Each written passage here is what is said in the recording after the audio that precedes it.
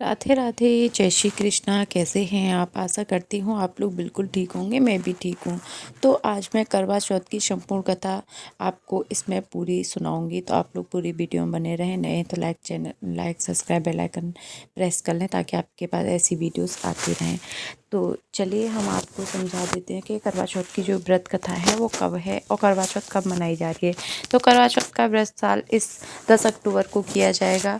यह व्रत शादीशुदा महिलाएं अखंड सौभाग्य की प्राप्ति के लिए, जबकि अविवाहित कन्याएं मनचाहे वर की कामना के लिए यह व्रत करती हैं। करवा चौथ का व्रत तभी पूर्ण माना जाता है जब इस कथा का पाठ किया जाता है।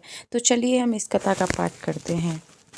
तो हम शुरू करते हैं करवा चौथ की व्रत कथा। करवा चौथ व्रत कथा महात्म्य सबसे पहले भगवान शिव से माता पार्वती ने कहा था और द्वापर युग में भगवान कृष्ण ने द्रौपदी को सुनाया था।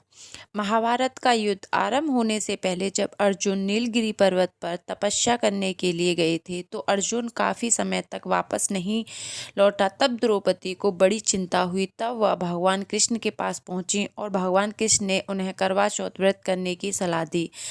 इस बात भगवान कृष्ण ने ही द्रौपदी को इसका महात्म्य सुनाया था, जो इस प्रकार है। कार्तिक कृष्ण पक्ष की चतुर्थी को करवा चौथ कहते हैं। इसमें गणेश जी, भगवान शिव, माता पार्वती और कार्तिकेय का पूजन करके उन्हें पूजन दान से प्रसन्न किया जाता है। इसका विधान चैत्र की चतुर्थी में लिखा गया है, परंतु विशेषता यह है कि इसमें गेहूं का करवा भर के पूजन किया जाता है और विवाहित लड़कियों के यहाँ चीनी के करवे पीहर से भेजे जाते हैं तथा इसमें निम्नलिखित कहानियाँ सुनकर चंद्रोदय के अर्घ देकर व्रत खोला जाता है। तो चलिए और कहानी पढ़ते हैं। एक नगर में साहूकार के 7 लड़के और एक लड़की थी। जेठानी के सहित उनकी बहुएं और बेटी ने करवा चौथ का व्रत रखा था। रात्रि को साहूकार के लड़के भोजन करने लगे तो उन्होंने अपनी बहन से भोजन के लिए कहा। इस पर बहन ने उत्तर दिया, भाई अभी चांद नहीं निकला है, उसके निकलने पर अर्घ देकर भोजन करूंगी। बहन की बात सुनकर भाइयों ने क्या काम किया कि नगर से बाहर जाकर अग्नि जला दी और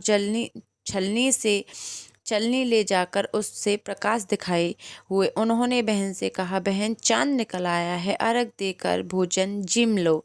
यह सुनकर उसने अपनी भाभियों से कहा कि आओ तुम भी चंदा को अर्घ दे लो, परंतु वे इस कान को जानती थीं। उन्होंने कहा, बहन जी आप चांद नहीं निकला, तेरे भाई तेरे से धोखा करते हुए अग्नि का प्रकाश छलने से दिखा रहे हैं।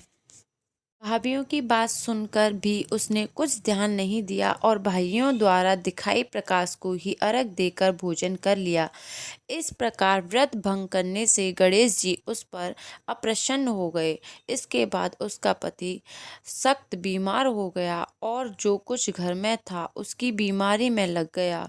जब उसको अपने दिए हुए दोषों को पता लगा तो उसने पश्चाताप किया। गणेश जी की प्रार्थना करते हुए विधि विधान से पुनः चतुर्थी का व्रत करना आरंभ कर दिया। श्रद्धा अनुसार उसका आदर करते हुए सबसे आशीर्वाद ग्रहण करने में ही मन को लगा दिया। इस प्रकार उसके श्रद्धा भक्त सहित कर्म को देखकर भगवान गणेश उस पर प्रसन्न हो गए और उसके पति को जीवन दान देकर उसे आरोग्य करने के पश्चात धन संपत्ति से युक्त कर दिया। इस प्रकार जो कोई छल कपट को त्याग कर श्रद्धा भक्ति से गणेश चतुर्थी का व्रत करके वे सब प्रकार से सुखी होते हुए कलेशों से मुक्त हो जाते हैं।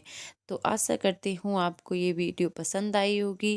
राधे राधे, जय श्री कृष्णा। मिलते हैं आपसे ऐसी अगली वीडियो में। Bye bye.